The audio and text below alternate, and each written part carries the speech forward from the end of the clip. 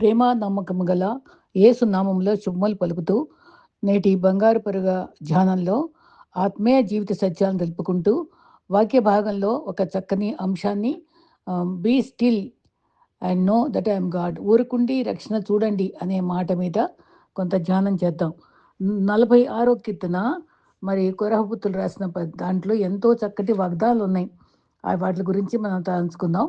అయితే ఈ దేవుని యొక్క వాక్య ధ్యానంలో చెల్లే ముందు మనం కొన్ని సూక్తులు మనం చెప్పుకుందాం. మరి దేవుని యొక్క కృపలో మనకు వచ్చేటువంటి చక్కని తలంపులు మరి చాలా గొప్పవి. మనకు నచ్చినట్లు చేస్తే అది భక్తి అవ్వదు. దేవునికి నచ్చినట్లుగా వాక్యాన్ని అనుసరించి చేసేదే నిజమైన భక్తి. పుకార్లు శత్రువుల ద్వారా పుట్టి, అజ్ఞానుల ద్వారా పాకి, మూర్ఖుల ద్వారా అంగీకరించబడతాయట.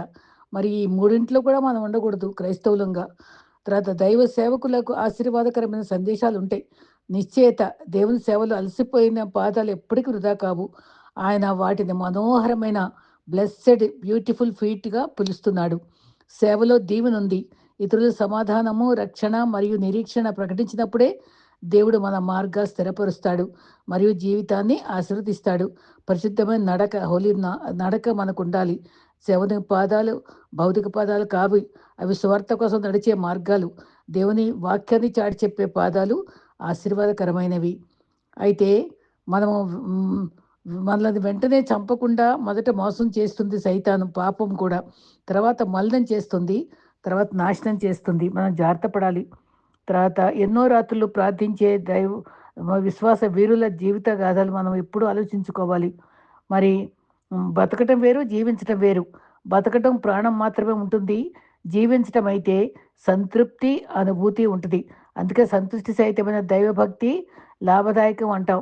వేషము విషము రెండు ఒక్కటే. ఎందుకంటే విషమేమో మనిషిని చంపుతుంది, వేషమేమో మనసును చంపుద్ది. నమ్మిన వారి దగ్గర వేషం వేసి మోసం పడకూడదు, వివేకంగా జీవించాలి. నిజమైన పశ్చాత్తాపం అంటే ఇక నుంచైనా ప్రవర్తన మార్చుకోవడమే కదా. మరి విశ్వాస జీవితంలో ఎన్నో నిందలుంటాయి. నీతిగల జీవితానికి నిందలే బహుమానాలు. ప్రాణం పోయినా వెనుకాడలేదు గతంలో ఉండే భక్తులు. ఈ రకంగా అనేక శ్రమలు అనుభవించి మనం దేవుని రాజ్యంలో ప్రవేశింపాలని అపోస్తల కార్యం 14:22 ఉంది కదా. అయితే దేవుని యొక్క మరి వాక్య భాగంలో మన వ్యర్థమైన ఆలోచనలు వ్యర్థం, అందం వ్యర్థం, లోక జ్ఞానం వ్యర్థం, లోక సంతోషం వ్యర్థము, మానవ నీతి వ్యర్థము, మానవ జీవితం వ్యర్థము, ఐశ్వర్యం వ్యర్థము, ప్రేమ లేకపోతే వ్యర్థము, ప్రయాస వ్యర్థము, ధర్మశాస్త్ర వివాదం కూడా వ్యర్థమే. ప్రశాంతంగా ఉండాలి అంటే కొన్ని చూసిన విషయాలు ప్రశ్నించకూడదు, కొన్ని పట్టించుకోకూడదు, కొన్ని మాట్లాడకూడదు. అప్పుడే మన మనసు ప్రశాంతంగా ఉంటుంది. మరి ఓ దేవా, నేను మార్గలేని విషయాలను మరి ప్రసన్నంగా ఆమోదించే హుందాతనం ఇవ్వండి. మరి మార్చగలిగిన వాటిని మార్చే ధైర్యం ఇవ్వండి. ఈ రెండింటిని తేడా తెలుసుకునేటువంటి విజ్ఞాతి ఇవ్వండి అని మనం ప్రార్థించుకుంటూ ఉండాలి. ఏది శాశ్వతం కాదు. నువ్వు ఒత్తిడికి గురి చేసుకోకుండా ఎంతటి గడ్డు సమస్య అయినా సరే మరి ప్రభు చిత్తంలో మరి గతమంతా మార్చేయగలడు ఆయన. ప్రతి పరిస్థితిని మార్చగలడు. నమ్మదగిన దేవుని ఆశ్రయించాలి. తోటమాలి రోజు నీరు పోసినా కాలం వచ్చినప్పుడే ఆ చెట్టు ఫలిస్తుంది. రోజుకో మంచి పని చేస్తూ ఉంటే సమయం వచ్చినప్పుడు తప్పకుండా ఫలిస్తుంది. ఏ కష్టం ఎంత పెద్దదో దేవుడికి చెప్పడం కాదు, దేవుడు ఎంత గొప్పవాడో కష్టాలకే చెప్పుకోవాలి మనం. ఆనందమయ జీవితానికి ఏకైక ధ్యానము, దివారాత్రము ధ్యానించేవాడు వాక్యము ధన్యుడన్నాడు కదా. అది అలజడుల నుంచి మనల్ని ప్రత్యేకించుకుని మన మంచి దారిలో పెడుతుంది. దేవుని ఉగ్రత రాబోతుంది, అప్రమత్తంగా ఉండమని ప్రధాని పిలిస్తే మనం పాటిస్తాం. కానీ దేవుని వాక్యము బోధిస్తూ ఉండగా మరి పాప క్షమాపణ పొంది సువార్త చెప్తూ ఉంటే మరి సిద్ధపడటానికి మనం ఇంకా జాప్యం చేస్తున్నామేమో ఆలోచిద్దాం. బాధను అర్థం చేసుకున్నవాడు ఎప్పుడూ బాధ కారణం కాకూడదు. తర్వాత చెప్పులైనా గడప బయటే వదిలేయాలి, చెప్పుడు మాటలు కూడా చెవి దగ్గరే వదిలేయాలి. అప్పుడే మనం బాగుపడతాం. ఈ రకంగా మనం దేవుని యొక్క సన్నిధిలో మరి వాక్య ధ్యానం చేస్తూ మరి 46వ కీర్తనలో మనం చెప్పుకుంటే మరి మొదటి అధ్యాయము చివరి వచనం కూడా ఎంత మంచి మాట ఉందంటే మరి 46 కొరహపుత్రులకు రాసిన దాంట్లో దేవుడు మనకు ఆశ్రయము దుర్గం ఉన్నాడు, ఆపత్కాలంలో మనం నమ్ముకొనదగిన సహాయకుడు. తర్వాత 11వ వచనంలో మనకు సైన్యములకు అధిపతియగు యెహోవా మనకు తోడై ఉన్నాడు. యాకోబు యొక్క దేవుడు మనకు ఆశ్రయమై ఉన్నాడు. చూడండి ఎంత మంచి మాటో. ఇది కాకుండా మధ్య వాక్యము ఎంత చక్కటి మాటలంటే, మరి మనకి అవసరమైనటువంటి ద ఈ థీమ్ ఏంటంటే, ఊరకుండుడి నేనే దేవుడినని తెలుసుకోండి. అన్యజనుల్లో నేను మహోన్నతుడిని అగుతాను. భూమి మీద నేను మహోన్నతుడిని అగుతాను. ఊరకుండుడి నేనే దేవుడిని తెలుసుకోండి. ఊరకుండాలి, మనం మౌనంగా ఉండాలి. మన కష్టాల్లో, బాధల్లో మనం మౌనంగా ఉండి కనిపెట్టాలి. మౌనంగా ఉంటూ కనిపెట్టటం వల్ల ఆయన రక్షణ చూస్తామనే అంశం మీద మనం ఈ దినాన ధ్యానించుకుందాం గదండీ! దేవుని సన్నిధిలో ఉండుట ఆనందమే. దేవుని వాక్యం ధ్యానించడం ధన్యకరమైన అనుభవం. మనం సేవించే దేవుడు కునుకడు, నిద్రపోడు. సువార్త ఎల్లవేళలా కొనసాగాలి. దేవుడు శత్రుబారి నుంచి తప్పిస్తాడు. 46 కొరహ పుత్రులకు రాసిన కీర్తన. మన జీవితం చుట్టూ ఆ తలంపులు మనకుండాలి. ఆపత్కాలంలో మనకు ఆయనే నమ్ముకొనదగిన సహాయకుడు. మరి ప్రస్తుతం మరి కొన్నిసార్లు నిరాశకు గురవుతూనే ఉంటాం. ఏది జరిగినా, ఏది జరగకపోయినా దేవుని చిత్తంలోనే అన్నీ జరుగుతాయని నమ్మాలి. మనకు బలహీనతలుంటాయి, మన కలవరాలుంటాయి, భయాలుంటాయి. ఆరాధిస్తూనే భయం మరి వస్తూనే ఉంటుంది భయం. కానీ సజావుగా జీవితం మరి ఎప్పుడు కూడా మరి ఆందోళనకు గురవుతున్నప్పుడు మన దేవుని మాత్రమే ఆశ్రయించాలి. నిజ దేవుడే మనకు నిరాశ స్థితి నుండి లేపగలడు. మనము మరి కోవిడ్ టైంలో మరి ఎంత మందు మరి అందరికీ అందుబాటులో లేక ఎంతమంది మరణించారో చూసాం కదా! కానీ దేవుడిని ఆశ్రయించిన వాళ్ళు నిజంగా వారు ఎంతో అద్భుతంగా బ్రతికిన వారిని మనం చూస్తున్నాం. అద్భుతాలు జరిగినాయి. గత చరిత్రలో దేవుడు ప్రణాళికను బట్టి సమయాన్ని జరిగిస్తూనే ఉన్నాడు. మనకి వేచి ఉండాలి. ఆయన ఆశ్రయ దుర్గము నమ్ముదొకద సహాయకుడు. Be still and know that I'm God. ఊరకుండుడి నేనే దేవుడినని తెలుసుకోవాలి. ఇది మాత్రం విశ్వాసం ఎప్పుడు మననం చేసుకుంటూ ఉండాలి. అన్ని విషయాల్లో నేనే దేవుడినని తెలుసుకొని అన్యజనుల్లో మహోన్నతుడని మరి ఈ రకంగా ఈ మాట రాసిన వాళ్ళు కొరహపుత్రులు కదా! అనుభవంలో చెప్తే మనం ఎవరైనా సరే అనుభవపూర్వకంగా చెప్తేనే వింటాం. మరి ఈ కీర్తన ప్రధాన గాయకుడు కోరహుచే రాయబడిందన్నారు కదా! సొలొమోను, మోషే, దావీదు కొన్ని కీర్తనలు రాస్తూనే వచ్చారు. కానీ కొన్ని కీర్తనలు కోరహపుత్రులు కూడా రాశారు. చాలా విలువైన విషయాలు రాశారు. ఖచ్చితంగా మరి ఊరకుండి అని చెప్పాడు.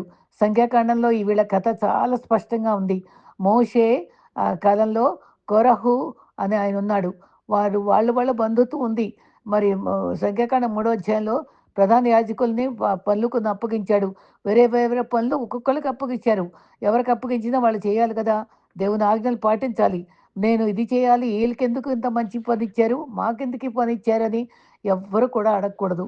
దేవునిచ్చిందే మనం తీసుకోవాలి. ఆయన ఆజ్ఞలు పాటించుకోవాలి కదా! ప్రప్రథంగా పుట్టిన వారికి వీరికి 22,273 మందిలో మోషే చూడగా 2,273 మందికి స్పష్టంగా పనులు అప్పచెప్పాడట. లేవి వారిని కూడా కొన్ని పనులకి నియమించుకున్నాడు. అయితే లేవి వారికి మరి ప్రత్యేక పనులు మోషే అప్పగించాడు. మరి మందసపు పనులు వారికి కూడా అప్పగించాడు. ఆలయం పనులు కొందరికి విభిన్నమైన పనులు అప్పగిస్తూనే ఉన్నాడు. అప్పుడు వాళ్ళు జాగ్రత్తగా వారు మందసాన్ని మొయ్యాలి. అది ముట్టుకోకూడదు. ఎవరు ముట్టుకుంటారో వారు మరణించే పరిస్థితి. ఎంతో స్ట్రిక్ట్‌గా ఉన్నాయి ఆ రూల్స్ అన్నీ. కహాతీయుల్లో కోరహు ఉన్నాడు. వారి సంతానం ఉంది. సంఖ్యాకాండం 16లో ఇది ఉంది. కోరహు కహాతీయుడే. దేవుడు మనకే ఈ కష్టం ఎందుకిచ్చాడు?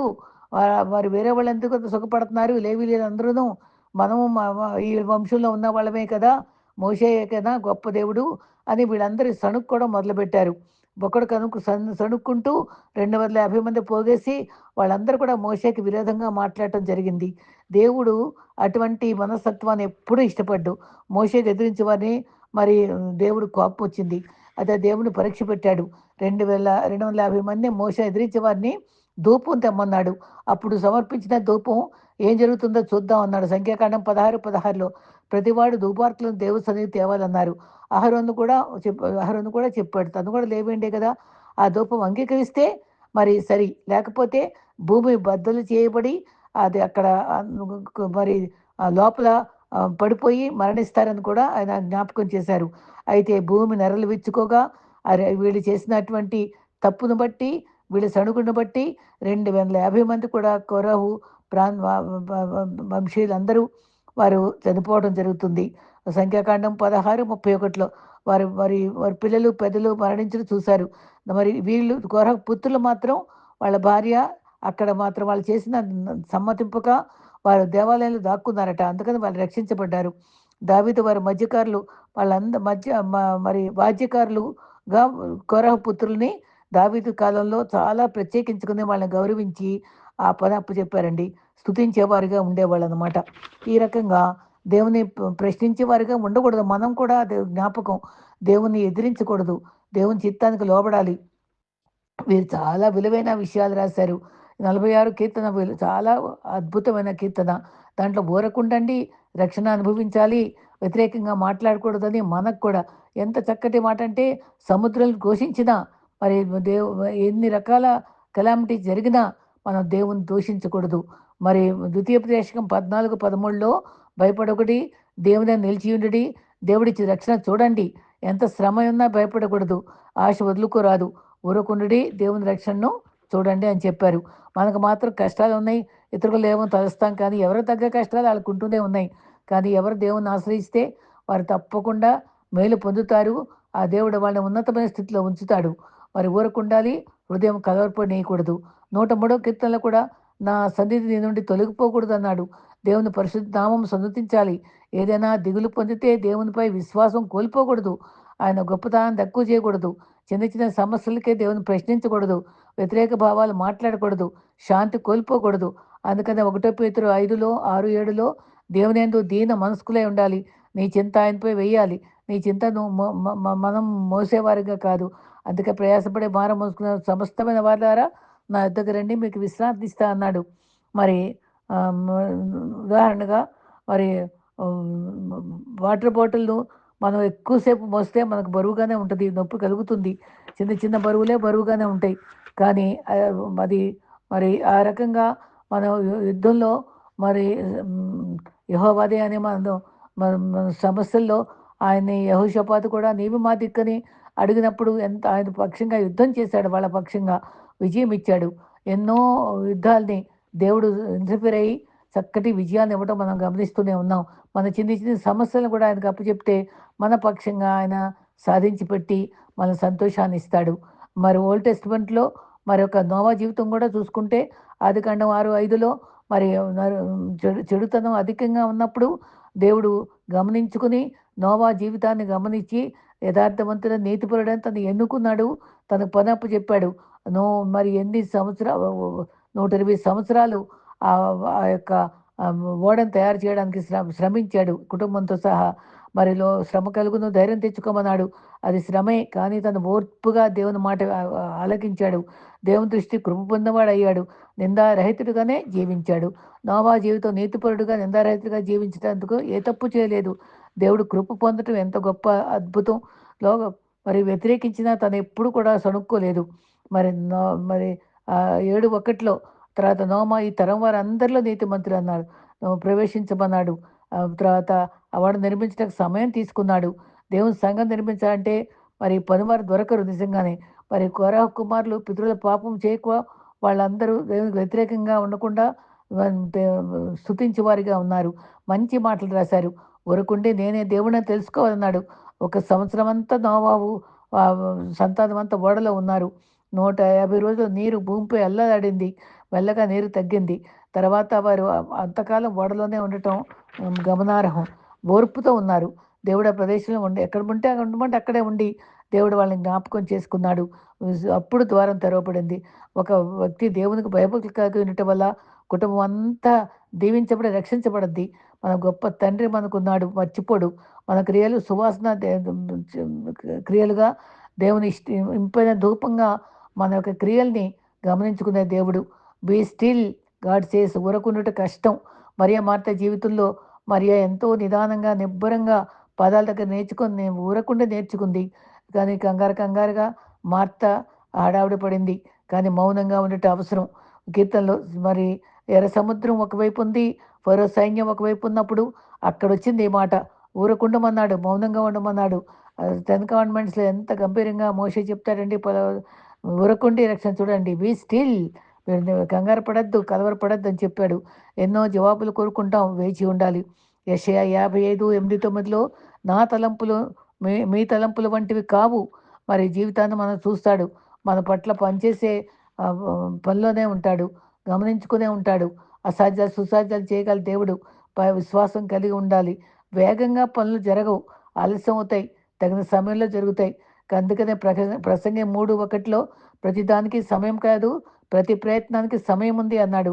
నిజంగా యోసేపు జీవితం గమనించుకుంటే చాలా సంవత్సరాలు వేచి ఉన్నాడు కదా! అప్పుడే కదా రాజయ్యాడు. దేవుని వాగ్దానాలు కనిపెట్టాలి. ఒక స్త్రీ భార్యాభర్తలు బాధాకరంగా బిడ్డలు సరిగ్గా లేరు, భర్త సరిగ్గా లేరని పాస్టర్ గారిని ప్రార్థించమందంట. అమ్మ, నువ్వు ఓర్పు పెట్టుకో, దేవుడు వాగ్దానం ఇస్తాడు. నీ బిడ్డల్ని నక్షత్రాల్లాగా వెలిగిస్తాడు. నువ్వు నమ్ముకో, ప్రార్థన చేసుకోమ్మా అని చెప్పి సలహా ఇచ్చాడట. తర్వాత 28 సంవత్సరాల తర్వాత ఆమెకు ఆ పాస్టర్ గారిని కలిసి, నేను గుర్తున్నానంటే పాస్టర్ గారు అందంట, నువ్వు ప్రార్థించుకున్నావా అమ్మ అంటే, అవునండి, నా కొడుకు కలెక్టర్ అయ్యాడండి, ఇంకో బాబు కూడా మంచి ప్రగతి సాధించాడు, దేవుడు మీరు చెప్పినట్టుగా నక్షత్రాలుగా వెలుగొందారని చెప్పారట. కాబట్టి ఓర్పుతో మనం కనిపెట్టి మన బిడ్డలను ప్రభువుకి అప్పచెప్తే తగిన సమయంలో వాళ్ళని ఎంతో గొప్ప స్థితికి తీసుకొస్తారని ఈ ఉదాహరణ చూపిస్తుంది. యోసేపు కూడా దాసత్వంలో కనిపెట్టి దేవుడు ముందే ప్రణాళిక అంతా చెప్పాడు. మీ అన్నల్ని కొడతారు, గుడ్డలో పడేస్తారు, పొతీఫర్ భార్య నిన్ను ఇలా చేస్తుంది, తర్వాత నువ్వు జైల్లో పడతావు, ఇలా అన్యాయం సహిస్తావు, తర్వాత రాజు అవుతావు అదేం చెప్పాడా? అదేం చెప్పడు. ప్రభు కనిపెట్టి గమనించుకొని ఒక్కొక్కళ్ళ జీవితంలో గొప్ప కార్యాలు చేస్తాడు. ప్రణాళిక చెప్పడు. మరి ఈ రకంగా మరి ఓర్చుకుంటాం నేర్చుకున్నాడు. అందుకనే గొప్ప దీవెన పొందుకున్నాడు యోసేపు. దేవుడు ఏమీ చెప్పలేకపోయినా దాచిపెట్టి నాయకుడిని చేసేసాడు కదా! దావీదు కూడా మరి చిన్న వయసులోనే గొలియాతుని చంపేటప్పుడు అభిషేకించబడ్డాడు కానీ, తన భార్యను కూడా వేరే వాళ్ళకి ఇచ్చేసి పెళ్లి చేయబడింది. మరి సౌలు ఎంతో తరిమాడు. ఎన్నో రకాలుగా మామగారు పగపట్టాడు. ఎన్నో బాధలు పడ్డాడు. అయినా ఓర్పుతో అరణ్యంలో తిరుగుతా మరి పాటలు పాడుకుంటా యెహోవా నా కాపరి అనుకుంటూ దేవుడు ఎంతో చక్కటి మరి శక్తినిచ్చి మరి జంతువుల్ని చంపగలిగిన సమర్థత ఇచ్చి మరి ఎంతగానో దావీదును దీవించి తగిన సమయంలో గొప్ప రాజుగా చేశాడు. తీసుకురావడానికి టైం పట్టింది. మరి టైం పట్టే టైంలో గొలియాతుని చంపాల్సొచ్చింది. కొన్ని బాధలు పడ్డాడు. కానీ దేవుడు వదిలిపెట్టలేదు. జ్ఞాపకం చేసుకున్నాడు. అబ్రహాం కూడా అంతే. మరి వెంటనే మరి బిడ్డలనివ్వలేదు. 25 సంవత్సరాలు వేచి ఉన్నాడు. నీ ఇంటి నుంచి బయటికి రా, నీ పితరులందరినీ వదిలిపెట్టి రా అంటే వెంటనే రాలా. అది అది సరిగ్గా సిద్ధపడలేదు. ఎప్పుడైతే తను సిద్ధపడి అన్నీ త్యజించుకుని దేవుని మీద ఆధారపడి ఉన్నాడో, అప్పుడే తనకి మరి 25 సంవత్సరాలు కనిపెట్టాక అప్పుడు మాత్రం ఊరుకున్నాడా? లోతును పట్టుకుని వెంటబడ్డాడు. మరి అక్కడ వెంటనే మరి లోతు వల్ల ఆ స్థలాలు ఎన్నుకోవడంలో కూడా పచ్చదనం కావాలని లోతు వెళ్ళి అక్కడ నష్టపడ్డాడు. నష్టపడ్డాక మళ్ళీ తనే బేరమాడి అబ్రహాము వాళ్ళని సొదొమ గొమొర్రా నుంచి రక్షించుకోవడం జరిగింది. ఆ రకంగా తొందరపడి ప్రభు మాట వెంటనే అవలంబించకపోతే కూడా మనకు నష్టాలు జరుగుతాయి. మనకి పనులు ఆలస్యమవుతాయి. కాబట్టి ఓర్పు కలిగి మనము కూరగాయలు బేరమాడటం కాదు. ప్రభుతోటి మనం ఓర్పుతోటి, సహనంతోటి కనిపెట్టి మన దేవుని చిత్తానికి లోబడినప్పుడే మనకు గొప్ప కార్యాలు జరుగుతాయి. లోతు కుమార్తెలు కూడా తండ్రితో పాపం చేసి 2 వంశాలు వెలిసాయి కదా! శత్రువులుగా వారిని బాధించారు. అవి కొన్ని తొందరపాట్ల వల్ల కొన్ని పాపాలకి గురవుతాం. మనం జాగ్రత్త పడాలి. మరి నువ్వు నాకు ఉద్యోగం ఇస్తే పదోవంతు ఇస్తాను అని చెప్పేవాళ్ళగా ఉంటాం మనం. దేవునికితో బేరమాడుతూ ఉంటాం. అలా కాదు. మరి పౌలు సౌలు పౌలుగా మారినప్పుడు అతను హంతకుడు. దేవుడు పిలిచాక వారి కన్నులు మూయబడి అన్నయ్య సహాయపడ్డాక తను అప్పటినుంచి వెనుతిరగలేదు. గొప్ప 14 పత్రికలు రాశాడు. ఎంతో విలువైన సేవ చేసుకుని గొప్ప భక్తుడయ్యాడు కదా! మరి కనిపెట్టాడు దేవునిలో. ఎంత చక్కని సందేశాలు మనకు అనుగ్రహించాడు కదా! Waiting time is not wasting time. కాబట్టి అది వ్యర్థమైన సమయం కాదు. మన వ్యక్తిత్వాన్ని తీర్చిదిద్దుతాడు. మన క్యారెక్టర్‌ని పూర్తిగా ఉన్నతమైన స్థితిలో రాబట్టగలడు. రోమా 5:3-4లో శ్రమ ఓర్పును, ఓర్పు పరీక్ష నిరీక్షణ కలుగుతుంది కాబట్టి మన వ్యక్తిత్వాన్ని ఏర్పరుస్తుందని నమ్ముకుని మనం ఓర్పుతో ఉండటానికి ఇష్టపడాలి. కనిపెట్టే వాళ్ళంగా ఉండాలి. కనిపెట్టండి, మీరు ఆగండి, దేవుని గొప్ప కార్యాలు చేయండని ఈ కొరహ పుత్రికలు 46 అధ్యాయంలో చెప్పాడు. దేవుడి విశ్వాసంను అబ్రహామును బలపరిచాడు. ఒక వ్యక్తిని మనలో మార్పు తెచ్చి గొప్పవాళ్ళని చేయగలిగిన దేవుడు మనకున్నాడు. అహంకారాలను ఎదిరించి దీనులకు మరి మరి ఉన్నత స్థితి ఇస్తాడు. మనం అహంకారాలను మనం పోగొట్టుకోవాలి. కోపాన్ని తీసివేసుకోవాలి. కుల వ్యవస్థను తీసివేసుకోవాలి.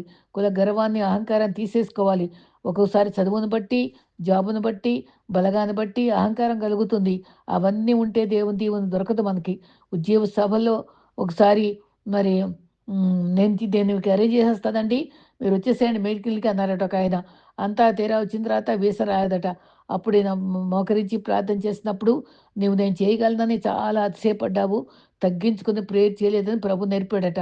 తను ప్రార్థన చేయగానే వెంటనే అక్కడ జవాబు త్వరగా రాని వీసా ఒక రోజులోనే అది వెంటనే వచ్చిందట.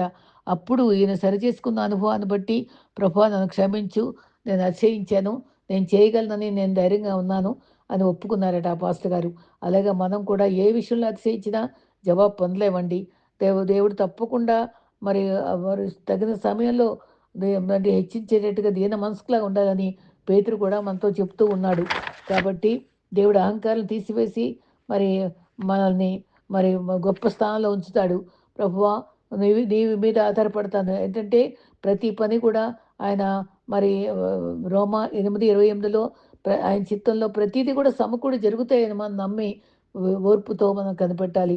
ఫిలిప్పి 4:6లో అన్ని విషయంలో విశ్వాసంలో ప్రార్థించాలి. ఎదుగుదల విజయం గూర్చి విశ్వాసంతో మాట్లాడుతూ ఉండాలి.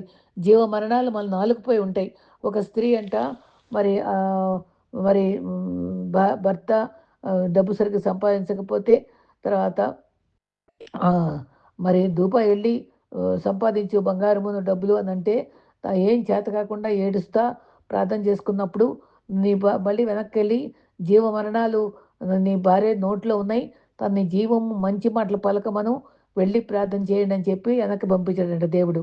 తీరా అక్కడికెళ్ళిన తర్వాత ఇలా చెప్పాడు దేవుడు అని చెప్పాక అప్పుడు తను సరైన పద్ధతిలో ప్రార్థిస్తే ఆ జీవ మరణాలు ఆ టైంలో మరి బంగారము డబ్బు ప్రభువా నీకు నాకు ఆర్థిక అవసరాలు తీర్చమని ప్రార్థించగా అన్నీ దేవుడు సమకూర్చాడట. వీళ్ళ అభివృద్ధి అవ్వడం చూసి పక్కింటావిడ మరి చూడు ఆళ్ళు చూడు ఎలాగా ధనం సంపాదించుకున్నారో నువ్వు కూడా ఎళ్లి సంపాదించు అనంటే ఆళ్ళకి కూడా ప్రభువు అలాగే నీ నోటితో నీ భార్య మాటలను బట్టే నీకు జరుగుద్దంటని నా నోటిలో మట్టి ఉంది. ఏం ఏం ఏం బంగారం తెస్తావులే అని విసుక్కుంటూ మాట్లాడిందట. నిజంగానే నోట్లోంచి మట్టే వచ్చిందట. అదే కథ అనుకోండి. కానీ మనం జీవ మరణాలు మనం ఎలా మరి ఆశావాదంగా మన నోట్లోంచి ఆశీర్వాద మాటలే పలకాలి. మరి శాపకరమైన మాటలు మన నోట్లో రానేయకూడదు. నిరీక్షణతో, ఓర్పుతో ఉండి మంచి మాటలు పలకటానికి, మంచి మాటలు ప్రార్థించడానికి మనం విశ్వాసులుగా సిద్ధపడాలి. మరి ఈ రకంగా ఆశీర్వాదాలు మరి ఒక ఒక స్త్రీకి గర్భవతిగా ఉన్నప్పుడు 6 నెలల్లోనే పుట్టి చనిపోయాడట. ఏంటి ప్రభువా ఇలా జరిగిందని బాధపడుతున్నప్పుడు, అమ్మా నాకిక మంచి బిడ్డను ప్రభువా నువ్విస్తావు ఈసారి అని నువ్వు విశ్వాసంతో ప్రార్థించమ్మా అని చెప్పగానే తను నిండు నెలలు మరి గర్భస్థ శిశువుని పెంచి ప్రభు మంచి బిడ్డనిచ్చాడట. అలాగే మనం ఆశావాదంగా ప్రభు దగ్గర మనం ప్రార్థించుకోవడం మనం నేర్చుకోవాలి. మరి అప్పుడు ఊరకుండి రక్షణ చూడాలి. అందుకని మరి ఎంత చక్కటి వాక్యాన్ని కొరహపత్రికలు 46 అధ్యాయంలో మనకు చెప్పారు. మరి ఈ రకంగా వినయంతో మనం ప్రార్థిస్తూ ఉండాలి. ఇంకొకరిగా యెషయా 40:31లో యెహోవా కొరకు ఎదురు చూచువారు నూతన బలం పొందుతారు. పక్షిరాజు వలె రెక్కలు చాచి ఎగురుతారు. అలేక పరిగెత్తుతారు. సమస్యలకు నడిచిపోతారు. యెహోవా కనిపెట్టాలి. మరి యెహోవా కొరకు ఎదురు చూడాలి. వేచి ఉండాలి. ఆయన మన ఆలోచనలు సఫలం చేస్తాడు. మన క్యారెక్టర్ మారుస్తాడు. మన దృక్పథాన్ని మారుస్తాడు. రక్షణ కార్యాలు జరిగిస్తాడు. గొప్ప కార్యాలకు వేచి ఉండాలి. గొప్ప కార్యాలు జరిగిస్తాడు. ఊరకుండి రక్షణ చూడాలి. ఊరకుండాలి మనం. ఊరకుండటం, మౌనంగా ఉండటం, కనిపెట్టటం, ఆశీర్వాదాలు పొందుకోవడానికి విశ్వాసగా మనం నేర్చుకోవాలి. అటువంటి అద్భుతమైనటువంటి దీవెనకరమైన దేవుని మహిమపరిచే రీతిగా మన జీవితాలు మలుచుకొని క్రీస్తులో మరి విశ్వాస జీవితంలో కొనసాగుదాం. మరి ఊరకుండే రక్షణ చూద్దాం. ప్రభువు మనతో ఉండుగాక. ఆమెన్.